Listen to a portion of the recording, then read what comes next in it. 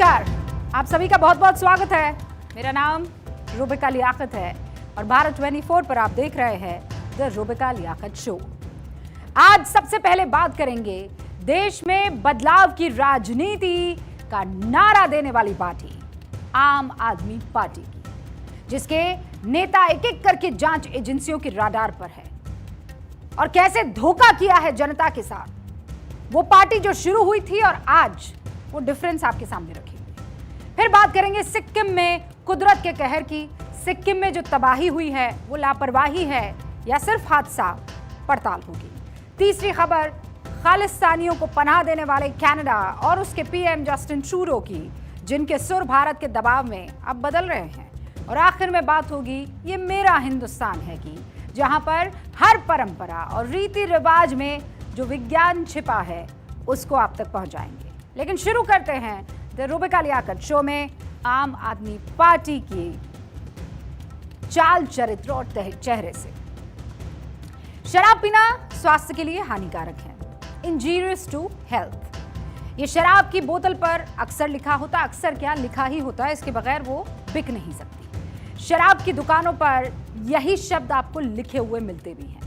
वो अलग बात है कि पीने वालों को इन शब्दों से कोई फर्क नहीं पड़ता है, लेकिन शराब सेहत, समाज और सियासत के लिए हानिकारक होती है, इसमें कोई दो राय होनी नहीं चाहिए। इसका ताजा और सबसे सटीक उदाहरण है आम आदमी पार्टी। ये पार्टी निकली तो अन्ना आंदोलन से।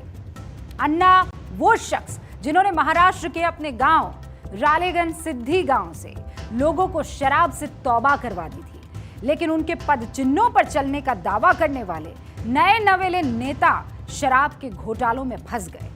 आम आदमी पार्टी से जुड़ी दो खबरें आज सुर्खियों में रही। पहली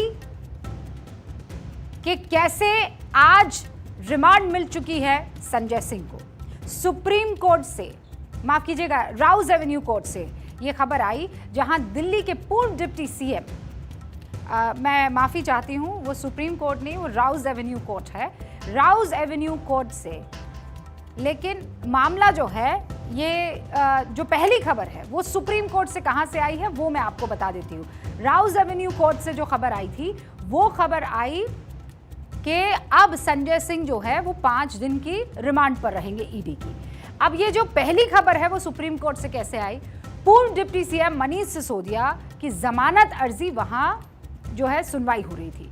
इस सुनवाई के दौरान कोर्ट ने ईडी से कहा कि उनके आरोपों की कड़ियां जुड़ नहीं रही है। फिलहाल सुनवाई 12 अक्टूबर तक के लिए टाल दी गई है। और दूसरी खबर राउज एवेन्यू कोर्ट, यहां पेशी हुई आम आदमी पार्टी के राज्यसभा सांसद संजय सिंह की। इन्हें कल अरेस्ट कर दिया गया था और ईडी ने आज इनकी रिमांड मांगी। ईडी ने दलील दी कि संजय सिंह को दूसरे आरोपियों के सामने बैठाकर इंटेरोगेट करना है। इसके बाद कोर्ट ने संजय सिंह को 5 दिन की रिमांड पर भेज दिया है। ईडी का कहना है कि संजय सिंह को शराब घोटाले में 2 करोड़ रुपए मिले। जब दिल्ली की 2 अदालतों में ये सब कुछ चल रहा था, एक तो सुप्रीम कोर्ट में, एक राउज एवेन्यू कोर्ट में, तब दिल्ली की सड़कों पर हंगामा भी मचा हुआ था। जोश से लबरेज आम आदमी पार्टी के कार्यकर्ता बीजेपी सरकार की ईंट से ईंट बजाने का दावा करते हुए हंगामा कर रहे थे। आंसू गैस के गोले चले, केजरीवाल के समर्थन में नारे लगे, समर्थकों को हिरासत में लिया गया और उसके बाद ये जोश ठंडा पड़ गया। एक और सवाल भी उठा कि जब कोई नेता गिरफ्तार होता है तो आम आदमी पार्टी के कार्यकर्ताओं की रगों में जोश क्यों उबाल मारता है? 2 दिन बाद उसके शांत भी हो जाता है सब कुछ। इस शराब घोटाले के ऊपर इन्होंने 1000 से ज़्यादा रेड मार चुके हैं। पता नहीं कितने लोगों को गिरफ्तार कर चुके हैं। कहते हैं 100 करोड़ रुपए का शराब घोटाला है, लेकिन इनको इतनी रेड मारने के बाद भी चवन्नी भी नहीं मिली इन लोगों को। एक भी पैसा नहीं मिला, कहीं कोई पैसा नहीं मिला। ना कोई ज़मीन के कागजात मिले, ना कोई जेवरात मिले, ना कोई गहने मिले, ना कोई पैसा मिला, कैश मिला, कुछ नहीं मिला इनको 1 साल के अंदर। लेकिन ज़बरदस्ती गिरफ्तार किए जा रहे हैं। आज इन्होंने संजय सिंह को गिरफ्तार कर लिया। वैसे दिल्ली में जो हंगामा आम आदमी पार्टी ने आज किया, जो प्रदर्शन किया, वो ही तो इस पार्टी की यूएसपी थी। अन्ना आंदोलन के बाद जब आम आदमी पार्टी बनी तो प्रदर्शन और धरने ही तो किया करती थी। देश को बदलने की बड़ी बड़ी बातें ही तो किया करती थी ये पार्टी। ईमानदारी पर बड़े बड़े भाषण ही तो दिया करती थी ये पार्टी। सारे भ्रष्टाचारियों को जेल में डालने के दावे ही तो किया करती थी ये पार्टी। लेकिन सब हवा निकल गई, सब हवाई भी निकला और सच्चाई है दिल्ली का शराब घोटाला। आम आदमी पार्टी ये आपकी पार्टी है, ये आम आदमी की पार्टी है, ये इस देश के युवाओं की पार्टी है, इस देश के यूथ की पार्टी है, इस देश की गृहिणियों की पार्टी है, हाउसवाइफ्स की पार्टी है, बच्चों की पार्टी है, बूढ़ों की पार्टी है, बुजुर्गों की पार्टी है। इस देश के लोगों का सपना है। जो जो लोग इस व्यवस्था से पीड़ित हैं, जो जो लोग दुखी हैं और भारत को बदलना चाहते हैं, इस व्यवस्था को बदलना चाहते हैं, ये उन लोगों का सपना है, ये हमारी पार्टी नहीं है। इसलिए ये बहुत ज़रूरी है, जयप्रकाश नारायण जी के बाद 40 साल के बाद आज एक ऐसा मौका मिला है, ऐसे लग रहा है कि शायद भारत बदलेगा। एक शब्द होता है ईमानदारी, जिसकी सीख हर बच्चे को माँ बाप बचपन से ही देने लगते हैं। लेकिन फिर एक नया शब्द आया, कट्टर ईमानदार। और ये कट्टर ईमानदार उस शख्स को बताया जा रहा है जो शराब घोटाले में 9 महीने से जेल में बंद है। 26 फरवरी माफ कीजिएगा 2023 को तब के डिप्टी सीएम मनीष सिसोदिया को सीबीआई ने पूछताछ के बाद अरेस्ट किया। फिर 9 मार्च 2023 को ईडी ने पूछताछ की और फिर ईडी ने भी मनीष सिसोदिया को अरेस्ट कर लिया। तब से मनीष सिसोदिया शराब घोटाले के आरोपों में जेल में बंद हैं। आम आदमी पार्टी ने इनके खिलाफ और इस पूरे के पूरे मामले के खिलाफ प्रदर्शन किया, लेकिन सिसोदिया की मुसीबत कम नहीं हुई। और ये पूरा का पूरा कथित एलेज्ड शराब घोटाला झूठ है, फर्जी है और गंदी राजनीति से प्रेरित है। आम आदमी पार्टी एक कट्टर ईमानदार पार्टी है। ये बातें हाल की हैं। मैं आपको उस दौर में अब लेकर चलती हूं जब ये पार्टी दिल्ली और भारत के लोगों के इमोशंस के साथ कैसे जुड़ने का दावा कर रही थी। इनफैक्ट आज कहना चाहिए कि कैसे इमोशंस के साथ खेल रही थी। जब अरविंद केजरीवाल और उनके पीछे चलने वाले लोग देश के लोगों को सपने दिखाया करते थे। 26 नवंबर 2012 को आम आदमी पार्टी का गठन हुआ। दिल्ली के दीनदयाल उपाध्याय मार्ग पर पार्टी का ऑफिस है। बीते 11 साल में पार्टी ने दिल्ली और पंजाब में सरकार बनाई है। गोवा और गुजरात में विधायक जीते हैं और जनता ने इतना भरोसा किया कि आज की तारीख में जब एक के बाद एक भ्रष्टाचार में लिप्त होने के इनके नेताओं की खबरें आती है तो दिल में इनके वोटर्स के टीस उठ रही होगी। ये जनता ने जो सर आंखों पर इनको बिठाया और इतना जो भरोसा दिखाया, वो क्यों? क्योंकि जनता को ये लगा था कि एक ऐसी पार्टी है ये जो इनकी तकदीर बदल देगी।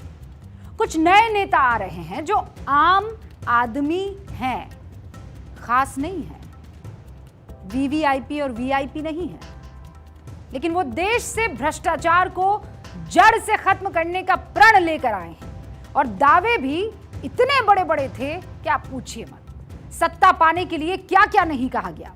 बोले थे कि भ्रष्टाचार का आरोप भी लग गया तो इस्तीफा दे देंगे, भ्रष्टाचारियों को पार्टी में कोई जगह नहीं देंगे, जिस पर घोटाले के आरोप लगेंगे उसे फौरन पार्टी से बाहर कर देंगे। सुन लीजिए आप। मैं मोदी जी को कहना चाहता हूं, प्रधानमंत्री जी, अगर केजरीवाल भ्रष्ट है तो इस दुनिया में कोई ईमानदार नहीं है। मैं उनको कहना चाहता हूं, जिस दिन आपको केजरीवाल के खिलाफ एक नए पैसे का भ्रष्टाचार मिल जाए, चौराहे के ऊपर खड़े होकर फांसी दे देना। वाह वाह, तमाम तरीके के बड़े बड़े दावे, लेकिन सच्चाई क्या है? वादों का क्या हुआ, यह भी तो देखेंगे ना आप। सत्येंद्र जैन मनी लॉन्ड्रिंग के आरोप में जेल में है। मंत्री पद से इस्तीफा दिया कई महीने के बाद इन्होंने। इतने दिन वो जेल से ही मंत्रालय का काम किया करते थे। मनीष सिसोदिया शराब घोटाले के आरोप हैं, लेकिन वो अब भी विधायक है और आम आदमी पार्टी में बने हुए हैं। और ये मैं क्यों आपको गिना रही हूं, क्योंकि आपने अभी बयान सुना, चौराहे पर खड़ा करके फांसी पर लटका दीजिएगा। बात वहां की नहीं है, इतनी दूर की नहीं है, ये तालिबान नहीं है। बात इसकी है कि अगर हम गलत साबित हुए तो आप जो कहेंगे कर देंगे, पहले आप इस्तीफा तो दे देते हैं। संजय सिंह पर शराब घोटाले के आरोप हैं, उन्हें भी पार्टी ने नहीं निकाला। राज्यसभा सांसद तो वो हैं ही। ये सच्चाई है आम आदमी पार्टी के दावों की, ये सच्चाई है आम आदमी पार्टी के वादों की। इस पार्टी ने सत्ता पाने के लिए भारत के लोगों के इमोशंस का इस्तेमाल किया। अरविंद केजरीवाल कागज दिखा दिखा कर कहा करते थे कि ना कि कांग्रेस की सरकारों के घोटालों के सबूत उनके पास है। कांग्रेस के कितने घोटालों के सबूत आम आदमी पार्टी ने जांच एजेंसियों को दिए, ये सवाल नहीं पूछना चाहिए। कितने घोटालों में दिल्ली सरकार ने कांग्रेस नेताओं के खिलाफ केस दर्ज कराए? कॉमनवेल्थ में जो भ्रष्टाचार हुआ उसमें चीटिंग हुई, फ्रॉड हुआ, साजिश हुई, फोर्जरी हुई, भ्रष्टाचार हुआ।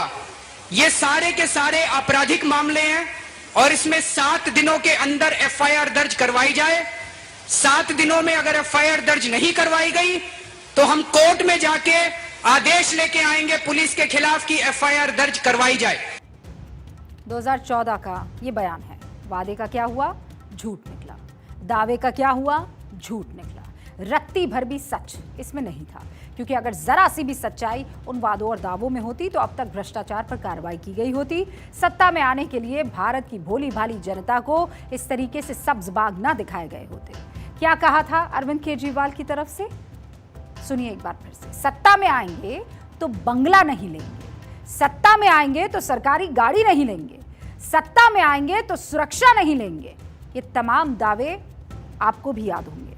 2012 में पार्टी बनाते वक्त एक एक शब्द जो कहा गया था, जो हम अभी आपको पढ़कर सुना रहे थे, देख लीजिए।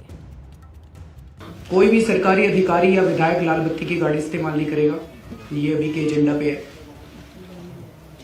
कोई भी अधिकारी या पॉलिटिशियन अनावश्यक सुरक्षा नहीं लेगा, ये अभी एजेंडा के ऊपर है। लेकिन इन वादों और दावों का क्या हुआ? सच्चाई दुनिया के सामने है, देख लीजिए। केजरीवाल पर आरोप है कि उन्होंने सरकारी पैसे से अपना आलीशान महल बनवाया। इसी शाही आवास बनाने में गड़बड़ी के आरोप के चलते सीबीआई को केस सौंप दिया गया है। अरविंद केजरीवाल के पास सरकारी गाड़ी है और उनकी पार्टी के जो तमाम मंत्री हैं सरकारी बंगलों में रहते हैं। सीएम अरविंद केजरीवाल की सिक्योरिटी में 64 पुलिस वाले हर वक्त तैनात रहते हैं, जिनमें से 20 पुलिस वाले तो घर के बाहर भी हर वक्त तैनात रहते हैं। यह आम आदमी पार्टी की सच्चाई है।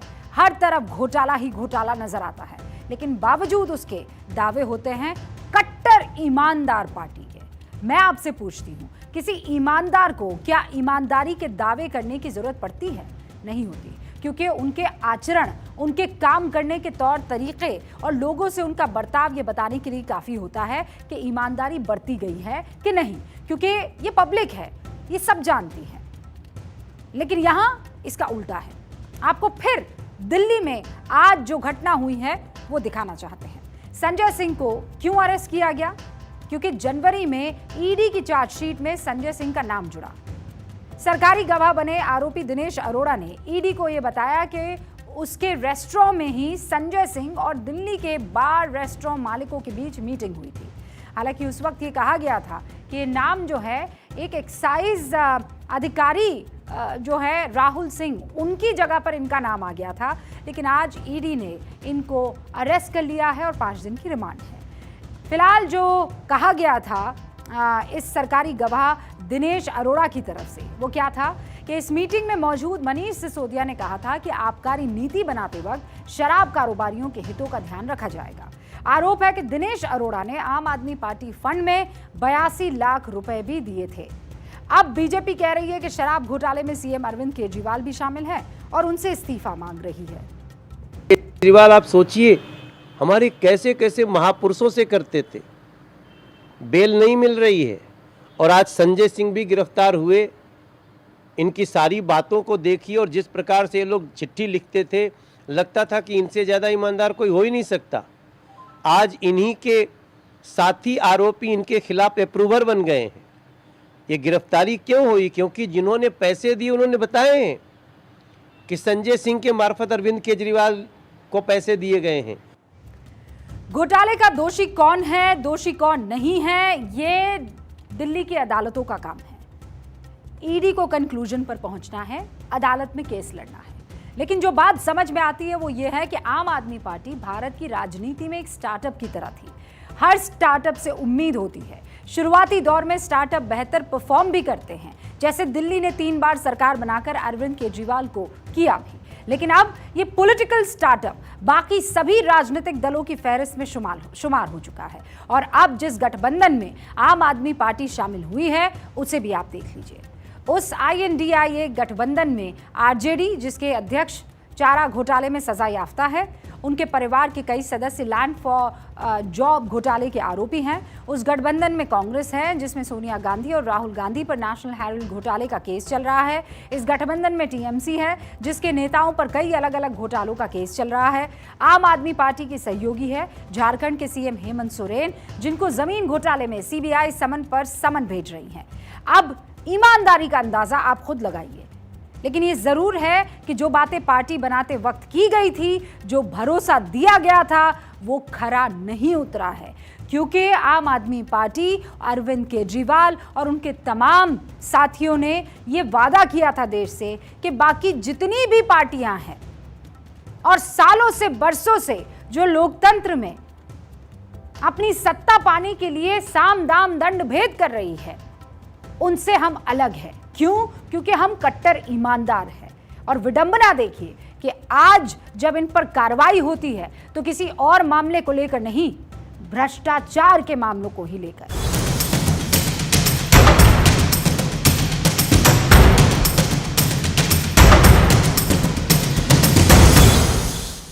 तस्वीरें दिखाते हैं आपको।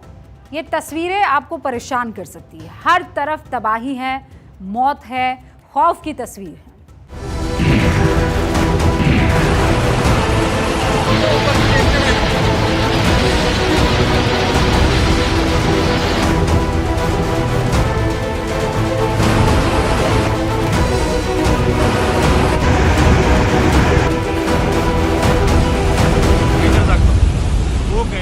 ये तस्वीर है सिक्किम की। ये देख लीजिए आप। सिक्किम का नाम आते ही आपके मन में वहाँ की खूबसूरत वादियाँ, ग्लेशियर्स से ढके पहाड़, वहाँ की सफाई, ये सब याद आता होगा। लेकिन आज ये तस्वीर सिक्किम की कहानी बता रही है। ये मंजर है नॉर्थ सिक्किम की लोहनक झील का। ओवरफ्लो होने के बाद ये मंजर आपको दिख रहा होगा और धुंध इतनी है कि क्लैरिटी कम आपको दिख रही है। लोहनक झील के ऊपर बादल फटा। बादल फटने के बाद झील का जल स्तर बढ़ गया। उससे जुड़ी तिस्ता नदी जो है उसमें अचानक बाढ़ आ गई और इसके बाद जो तस्वीरें आई उसने सबका दिल दहला दिया। 14 लोगों की जिंदगी वो लील गई, जबकि सेना के कई जवान, उनके साथ करीब 100 से ज्यादा लोग अभी भी लापता है। 22,000 से ज्यादा लोग इस आपदा से परेशान हैं। बादल फटने से तीस्ता नदी का जलस्तर 20 फीट तक बढ़ गया है। नदी से लगे इलाकों में ही आर्मी कैंप था जो बाढ़ में बह गया। वहां खड़ी 41 गाड़ियां डूब गई, 22 जवान गायब हो गए। उनके बचने की संभावना इस वक्त बहुत कम है क्योंकि पानी का वेग खतरनाक है। इतनी बड़ी आपदा के बाद क्या होता? भारतीय सेना को रेस्क्यू में लगाना पड़ता है, तो वो अपने काम में लगे भी। इसके अलावा NDRF की टीमें लगातार रेस्क्यू कर रही है, रेस्क्यू ऑपरेशन चला रही है। ऐसा नहीं है कि भारत में झील ओवरफ्लो के बाद ऐसा हादसा पहली बार हुआ है। 2013 की केदारनाथ त्रासदी हमें याद है। उस वक्त क्या हुआ था? तब भी झील के ऊपर बादल फटा था और फिर उसमें हुआ ओवरफ्लो। उत्तराखंड के इतिहास की सबसे बड़ी त्रासदी बन गई। लेकिन इससे हमने क्या सीखा? और इससे ही नहीं, एक और चीज से हमने कुछ नहीं सीखा, और वो क्या था आपको बताएं। अगर मैं आपसे पूछूं कि नॉर्थ सिक्किम में ये जो तस्वीरें सामने आई हैं वो सिर्फ एक प्राकृतिक आपदा है कि लापरवाही है? लापरवाही का मतलब क्या होता है? लापरवाही का मतलब होता है कि आपको पता है कि कोई काम अगर ना किया जाए या डिले किया जाए तो वो खतरनाक और जानलेवा साबित हो सकता है, और वो जरूरी है फिर भी आप नहीं करते हैं। नॉर्थ सिक्किम में जो तबाही आई वो भी एक लापरवाही है, क्योंकि सिस्टम को तो 1 साल पहले से ही पता था कि लोहनक झील खतरनाक स्थिति में है। ये कभी भी मौत बनकर लोगों की जिंदगी बर्बाद कर सकती है, लेकिन सिस्टम कुंभकर्ण की नींद सोया रहा। मेरे हाथों में इस वक्त Sikkim state disaster management plan 2022 है। इस प्लान के पेज नंबर 31 को मैं आपको दिखा रही हूं।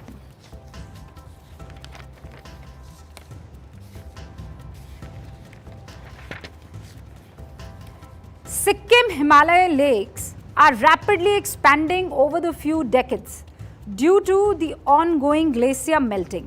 यानी सिक्किम हिमालय के जो तालाब है वो लगातार फैल रहे हैं। क्यों फैल रहे हैं? कुछ दशकों से इसलिए फैल रहे हैं क्योंकि वहाँ जो ग्लेशियर्स है वो लगातार पिघल रहे हैं। For example, one such glacier is South Lhonak lake, जहां इस वक्त पानी का स्तर बढ़ा। These expanding glacial lakes induce the risk of glacial lake outburst floods that pose a threat to natural resources and human lives. एकदम जो आज हुआ है हूबहू वो लाइन यहां पर लिखी गई है, हूबहू, कि अगर आप लोगों ने इस पर ध्यान नहीं दिया, These expanding glacial lakes induce the risk of glacial lake outburst, और वही outburst तो आज हुआ है, which will pose a threat to natural resources and human lives. यही तो आज हुआ है। इस प्लान के पेज नंबर 31 को आपने पढ़ा, मैंने पढ़ के सुनाया। हिमालय के सिक्किम रीजन में जो भी झीलें हैं उसका जल स्तर तेज रफ्तार से बढ़ रहा है, और ये इसलिए हो रहा है क्योंकि ग्लेशियर्स बहुत तेजी से पिघल रहे हैं। और इसका सबसे बड़ा उदाहरण साउथ लोहनक झील है। इन झीलों के बढ़ने से अचानक बाढ़ आने की संभावना है, जिससे इंसानों की जिंदगी पर आफत आ सकती है। किसी ने इस पर रहमो करम किया? इस रिपोर्ट पर? ये रिपोर्ट कब आई थी? ये रिपोर्ट आई थी प्लान 2020-22। ये रिपोर्ट आई थी आज से 1 साल पहले, और 1 साल बाद ही वो आपदा आ गई जिसका अंदेशा इस रिपोर्ट में जताया गया। अब इसे लापरवाही नहीं कहेंगे तो और क्या कहेंगे? आप बताइए। इसी रिपोर्ट के पेज नंबर 32 पर क्या लिखा है?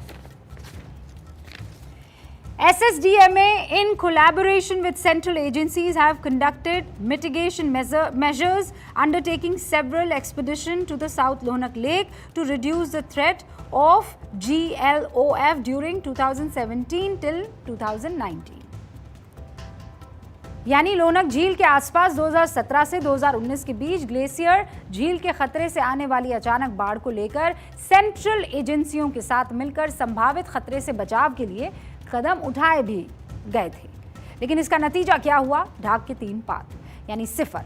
क्योंकि इन तमाम तैयारियों के बावजूद 2022 की रिपोर्ट ने खतरे का अंदेशा जताया था, और अंदेशा एकदम सही साबित हुआ। और ऐसा नहीं है कि एक हादसे के बाद खतरा टल गया। सिक्किम के हिमालयन रीजन में 14 ऐसी झीलें हैं जो खतरनाक स्थिति में आ सकती हैं, यानी खतरा अभी बरकरार है। इस लापरवाही की वजह से सिक्किम में 3000 पर्यटक फंसे हुए हैं। बिजली गुल है, बाढ़ के बाद हो रही बारिश ने तबाही मचाई हुई है। दिखचू, सिंगटम और रंगपो शहर पानी पानी हो चुका है। सैकड़ों गांवों का संपर्क शहर से कट गया है। बाढ़ की वजह से सिक्किम को देश से जोड़ने वाला नेशनल हाईवे 10 बह गया है। राज्य सरकार ने इस घटना को आपदा घोषित किया है, और पीएम मोदी भी सिक्किम के हालात पर मुख्यमंत्री प्रेम सिंह तमांग से लगातार बातचीत कर रहे हैं। पीएम मोदी ने सिक्किम के मुख्यमंत्री को हर संभव मदद देने की बात की है, लेकिन ये सबसे हादसे के बाद की बातें हैं। लापरवाही की जगह अगर इस रिपोर्ट पर सजगता दिखाई गई होती तो यकीन मानिए सिक्किम में जो हुआ वो बहुत कम पैमाने पर होता, उसके नुकसान को बहुत हद तक टाला जा सकता था। लेकिन ये रिपोर्ट्स सिर्फ खाना पूर्ति होती है, सिर्फ खाना पूर्ति। और इनमें जो सेंटेंसेस लिखे गए हैं और जो फाइंडिंग्स हैं वो सच्चाई की तरफ इशारा करते हैं, और हम इस पर ध्यान नहीं देते हैं। और जब वो सच्चाई एक दानव की तरह हमारे सामने खड़ी हो जाती है, फिर ये रिपोर्ट निकलती है। अब आगे बढ़ेंगे, भारत और कनाडा के रिश्तों की बात होगी।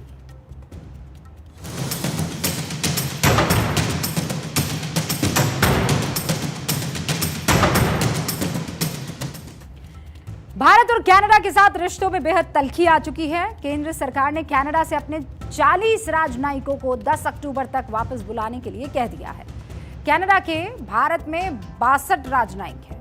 अब सवाल ये उठता है कि भारत कनाडा से पाकिस्तान की तरह क्यों ट्रीट करने में लगा हुआ है। तो इसके पीछे एक रीजन है। पाकिस्तान जिस तरह भारत में आतंकवादियों को पालता है और भारत में भेजता है, उसी तरह कनाडा खालिस्तानियों को पालता है जो भारत के खिलाफ साजिश करते हैं। कनाडा में भारत के खिलाफ साजिशें हो रही है और जस्टिन ट्रूडो सरकार खामोश बैठी है, इनफैक्ट उनके साथ खड़ी है। खालिस्तानी हिंदुओं के मंदिरों पर हमले करने की तस्वीरें आती है, खुलेआम धमकियां देने की तस्वीरें आती है, लेकिन ट्रूडो कुछ नहीं करते। भारत ने क्लियर संकेत दे दिए हैं, अब ये सब नहीं चलेगा। ट्रूडो के तेवर ये सुनने के बाद ढीले पड़े। अब सवाल उठता है कि आखिर खालिस्तानी कनाडा पहुंचे कैसे और इतने ताकतवर हुए कैसे? जिन खालिस्तानियों का इतिहास खून खराबे से भरा पड़ा है, जिसमें हमारे प्रधानमंत्री से लेकर मुख्यमंत्री तक की हत्या उस फेज में हुई हो, उसकी जड़ें कनाडा तक पहुंची कैसे? आखिर अब ऐसा क्या हुआ कि पूरी दुनिया में कनाडा एक ऐसा देश बन गया है जहां खालिस्तान ने अपना अड्डा बना दिया है? मैं आपको कनाडा में खालिस्तान मूवमेंट की एक कहानी सुनाती हूं और एक बात फिर से आपको बता दूं और साफ कर दूं कि हम सिर्फ देश के खिलाफ काम कर रहे खालिस्तानियों की बात कर रहे हैं। कनाडा में बड़ी संख्या में भारतीय भी रहते हैं जो कनाडा के सम्मानित नागरिक हैं और विदेशों में भारत की छवि को मजबूत कर रहे हैं, लेकिन वो खालिस्तानी जो हिंदुस्तान को जख्म देने की हर एक कोशिश कर रहे हैं, उनको एक्सपोज करना हमारा कर्तव्य है। हम उन तमाम हिंदुस्तानियों की बात नहीं कर रहे हैं जो पगड़ी भी बांधते हैं, जो सिख भी है, जो अरदास भी करते हैं, जो कनाडा में रहते हैं, लेकिन वो हिंदुस्तान के टुकड़े करने की नहीं सोचते हैं। कनाडा में खालिस्तानियों ने जड़ें कैसे जमाई, ये जान लीजिए। पंजाब के वित्त मंत्री रहे जगजीत सिंह चौहान ने विदेशों में खालिस्तानी आंदोलन की शुरुआत की। 1969 में पंजाब में विधानसभा चुनाव हारने के बाद जगजीत सिंह ब्रिटेन चला गया। वहां से पाकिस्तान के तानाशाह याहया खान ने जगजीत सिंह को पाकिस्तान में ननकाना साहिब बुलाया और फिर भारत के खिलाफ खालिस्तानी प्रोपेगेंडा चलाने में मदद की उसकी। आप सोच रहे होंगे ये तो ब्रिटेन गया था, फिर कनाडा बीच में कैसे आ गया, वहां खालिस्तानी कैसे पहुंच गए? वो भी समझाती हूं, लेकिन उसके लिए आपको दोबारा भारत आना होगा। दरअसल जब 1971 में पाकिस्तान को भारत से मात मिली तो उसने भारत को कमजोर करने के लिए खालिस्तानियों को शह देना शुरू कर दिया। इसके बाद 1974 में भारत ने पहला परमाणु परीक्षण किया तो कनाडा उन देशों में से था जो भारत का विरोध कर रहा था। तब जस्टिन ट्रूडो के पिता पियरे ट्रूडो कनाडा के पीएम हुआ करते थे और इंदिरा गांधी के परमाणु परीक्षण से नाराज थे। उन्हीं दिनों इंदिरा गांधी ने खालिस्तानियों पर सख्ती की। कई खालिस्तानियों ने कनाडा का तब रुख किया। तब के प्रधानमंत्री पी ट्रूडो ने ऐसे लोगों को हाथों हाथ लिया, शरण दी जो प्रधानमंत्री इंदिरा गांधी को नापसंद कर रहे थे या उनकी मुखालिफत कर रहे थे। आज वही काम जस्टिन ट्रूडो कर रहे हैं, लेकिन अभी कहानी खत्म नहीं हुई है। अब जो खालिस्तानी पाकिस्तानी शह पर भारत में अपनी मांगों को मनवाने में नाकाम रहे थे, वो कनाडा भाग गए और कनाडा की पियरे ट्रूडो सरकार ने इंदिरा गांधी से बदला लेने की नीयत से खालिस्तानियों का समर्थन करना शुरू कर दिया। इसके बाद उन्होंने जो किया उसका खामियाजा दोनों देशों को भुगतना पड़ा। 1981 को पंजाब के खालिस्तानी आतंकी तलविंदर सिंह परमार ने पंजाब पुलिस के 2 जवानों की लुधियाना में हत्या कर दी और कनाडा भाग गया। कनाडा के पीएम पियरे ट्रूडो ने उसको राजनीतिक शरण भी दे दी। इंदिरा गांधी ने पियरे ट्रूडो से आतंकी तलविंदर को भारत को सौंपने की बात कही, लेकिन पियरे ट्रूडो माने नहीं। फिर उसी तलविंदर सिंह ने 1985 में एयर इंडिया के कनिष्क विमान को टाइम बॉम्ब से उड़ा दिया। इस विस्फोट में विमान में सवार सभी 229 लोगों की मौत हो गई थी और 329 लोगों की मौत हो गई थी और हादसे में मरने वालों में सबसे ज्यादा 268 कैनेडियंस थे, कैनेडियन सिटीजन्स थे। अचानक कनाडा ने इस घटना से सबक अगर ले लिया होता तो समझ में आता, लेकिन ऐसा हुआ नहीं, क्योंकि कनाडा की चुनावी राजनीति जिसमें सिख अब अहम भूमिका में थे। कनाडा के नेता इसलिए चुप रहते हैं। कनाडा में हर वैसाखी पर लाखों सिख इकट्ठा होते हैं, जिसका फायदा कनाडा में बैठे ये खालिस्तानी आतंकी उठाने की कोशिश करते हैं। यानी जो मुद्दा भारत में खत्म हो चुका है उसे रह रहकर कनाडा में जिंदा किया जाता है, साजिश रची जाती है। ये वोट बैंक की पॉलिटिक्स ही तो है। इसी वोट बैंक की खातिर जब साल 2002 में कनाडा के टोरंटो में सांझ सवेरा मैगजीन में इंदिरा गांधी की हत्या होते हुए फोटो छापी गई तो उनके हत्यारों का महिमा मंडन किया गया। कनाडा सरकार ने कोई आपत्ति नहीं जताई, उल्टे उस पत्रिका को सरकारी विज्ञापन देना शुरू किया। फिर 2007 में आतंकी तलविंदर सिंह परमार की मालाओं से लदी तस्वीरों की एक रैली, उसकी तस्वीर आती है। तलविंदर सिंह परमार की मालाओं से लदी तस्वीरों को उस रैली में लहराया जाता है। उसमें कनाडा के तत्कालीन प्रधानमंत्री स्टीफन हार्पर के प्रतिनिधि और विपक्षी पार्टी के प्रतिनिधि मौजूद रहते हैं, लेकिन किसी ने कोई आपत्ति उसमें दर्ज नहीं की और इसका नतीजा आपने देखा। लेकिन जब कनाडा में विपक्षी दल खालिस्तानियों की हकीकत को जान चुके हैं, वहां के लोगों को साफ लग रहा है कि इस फर्जी मूवमेंट के चक्कर में उनके देश का नुकसान हो रहा है, तो वो खालिस्तानियों की हरकतों को दरकिनार करने की कोशिश से ज्यादा उसे खत्म करने की कोशिश करें। और इसीलिए वहां पर जस्टिन ट्रूडो की हालत खराब हो गई है। लोग उनके मीम बना रहे हैं, स्टैंड अप कॉमेडियन उनके नाम पर कॉमेडी कर रहे हैं, उनको जस्टिंदर बुला रहे हैं, जस्टिन ट्रूडो को जस्टिंदर कह रहे हैं। कनाडा में रहने वाले मशहूर अमेरिकन स्टैंड अप कॉमेडियन ने जब ट्रूडो को ट्रोल किया तो कनाडा के नागरिक किस तरह हंस पड़े, आप देख सकते हैं। I saw the headline, Punjabi said, Punjabi separatists assassinated. I said, oh no, they got Trudeau. They got Justinder. How the hell did they assassinate Justinder? सुना आपने, जस्टिन ट्रूडो को इस कॉमेडियन ने कहा कि जब मुझे खबर मिली कि कुछ लोगों ने आकर, और ये कह रहे हैं हिंदुस्तानी लोगों ने आकर, कुछ लोगों ने आकर यहाँ पर खालिस्तान मूवमेंट को सपोर्ट करने वाले शख्स की हत्या कर दी, तो मैं घबरा गया। और फिर ये कहते हैं जस्टिंदर की कैसे कोई हत्या कर सकता है। और जस्टिंदर कौन? Justin Trudeau. आम जनता में ट्रूडो की वैल्यू कैसे गिरी है, वो जो तालियों की गड़गड़ाहट थे उससे आप समझ गए होंगे। कनाडा में हुए सर्वे में विपक्षी नेता ट्रूडो से ज्यादा पसंद किए जा रहे हैं। सारा कनाडा ट्रूडो की आलोचना कर रहा है, इसीलिए कल तक भारत पर तलखी दिखाने वाले जस्टिन ट्रूडो अब नरम दिख रहे हैं। वो चाहते हैं कि भारत अपना रुख बदले। जस्टिन ट्रूडो ने 3 सितंबर को अपने एक बयान में कहा कि कनाडा भारत के साथ तनाव बढ़ाना नहीं चाहता।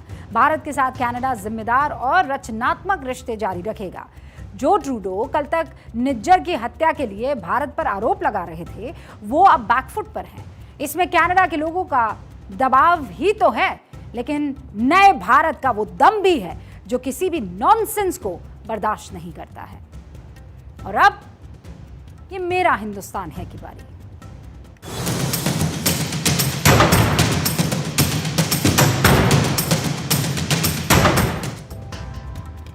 कटोरी में क्या देखा आपको? सफेद सफेद दही और कुछ छिड़का हुआ है उस पर, क्या है वो बताइए। जब आप कुछ नया करने जाते हैं, किसी इंटरव्यू के लिए जाते हैं, तो आपकी माँ, आपकी बहन, आपकी पत्नी ये ज़रूर आपको खिलाती है। भारत की परंपरा में विज्ञान जो छिपा हुआ है उसके बारे में आज आपको बताना है। दही चीनी। बचपन से ही जब आप एग्ज़ाम देने जाते हैं, कोई शुभ काम करने के लिए घर से कहीं जा रहे होते हैं, तब माँ आपको दही शक्कर, दही चीनी ज़रूर खिलाती होगी या खिलाई होगी। कटोरी में थोड़ा सा दही और ऊपर से ज़रा सी चीनी। शादी, सगाई जैसे शुभ काम करने से पहले भी दही चीनी खिलाई जाती है।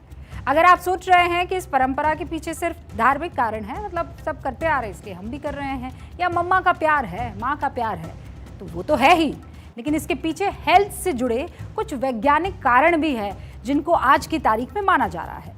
दही को सेहत के लिए इसलिए अच्छा माना है क्योंकि ये सुपर फूड की कैटेगरी में आता है, जिसमें कई महत्वपूर्ण पोषक तत्व होते हैं, इसलिए इसे भोजन में ज़रूर शामिल किया जाता है और ऐसी सलाह भी दी जाती है। दही में भरपूर मात्रा में प्रोबायोटिक्स होते हैं, प्रोटीन है, कैल्शियम है, फास्फोरस है, राइबोफ्लेविन है, विटामिन B6 है और विटामिन B12 जैसे पोषक तत्व है। जिसे काम करते वक्त या परीक्षा देते वक्त ऊर्जा बनी रहती है। दही में चीनी मिलाने से वो ग्लूकोज का काम करता है, जिससे तुरंत एनर्जी मिलती है। घर से निकलते वक्त दही खाने की सलाह इसलिए भी दी जाती है ताकि व्यक्ति अपच, एसिडिटी जैसी समस्याओं से बचा रहे और काम पर पूरा ध्यान लगा सके। दही और चीनी को मिलाकर खाने से दिमाग को पर्याप्त मात्रा में ग्लूकोज मिलता है, जो एनर्जी लेवल को बढ़ाता है। आयुर्वेद में मीठी चीज़ की बुद्धि को बढ़ाने वाला भी कहा जाता है मीठी चीज़ को, यानी मीठा खाने से याददाश्त, एकाग्रता, दिमागी शक्ति तेज होती है। इसके अलावा दही शरीर और दिमाग को आराम भी देता है। जब कोई शांत और चिंता मुक्त रहता है तो बेहतर प्रदर्शन करता है। इसीलिए दही और चीनी मिलकर एक तरह की आयुर्वेदिक दवाई बन जाती है, डोज बन जाती है। आयुर्वेद के अनुसार ये एक बेहतरीन कूलिंग एजेंट भी है, जो डिहाइड्रेशन को दूर रखने के अलावा मुश्किल हालात में दिमाग और शरीर को कूल रखता है। एक बात और, जब हम किसी काम के लिए बाहर जाते हैं तो हमें ज़्यादा फिजिकल और मेंटल एनर्जी की ज़रूरत हो सकती है। हम सब जानते हैं कि पहले ज़्यादातर लोगों का पैदल यात्रा करना ही देखा है, लोगों ने पैदल यात्रा करनी पड़ती थी।